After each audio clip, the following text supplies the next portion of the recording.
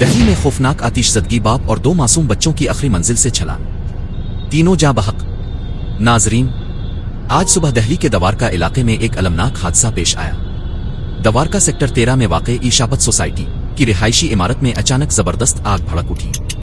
صبح تقریباً 10 بجے 8 اور 9 منزل پر آگ نے دیکھتے ہی دیکھتے پوری منزل کو لپیٹ میں لے لیا۔ کھڑکیوں سے دھوئیں کے گہرے بادل اور شعلے بلند ہونے لگے۔ اس ہولناک منظر کے دوران 35 سالہ یش یادو اپنے 2 10 سالہ بچوں، ایک بیٹی اور ایک بیٹے کے ساتھ 8 منزل پر پھنس گئے۔ زندگی بچانے کی آخری کوشش میں تینوں نے بالکنی سے چھلانگ لگا دی، لیکن قسمت کو کچھ اور ہی منظور تھا۔ تینوں کو شدید زخمی حالت میں فوری اسپتال لے جایا گیا، جہاں وہ جانبر نہ ہو سکے۔ یش یادو کی بیوی اور بڑے بیٹے کو معمولی چوٹیں آئیں اور وہ فی الحال IGI اسپتال میں زیر علاج ہے۔ فائر بریگیڈ کی 5 گاڑیاں فوراً موقع پر پہنچ گئیں۔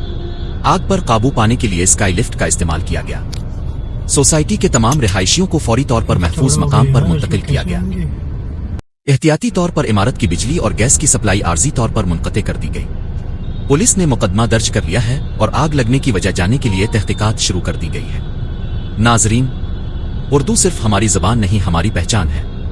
چینل کو سبسکرائب کیجیے تاکہ آپ کو ہر اہم خبر بروقت ملتی رہے۔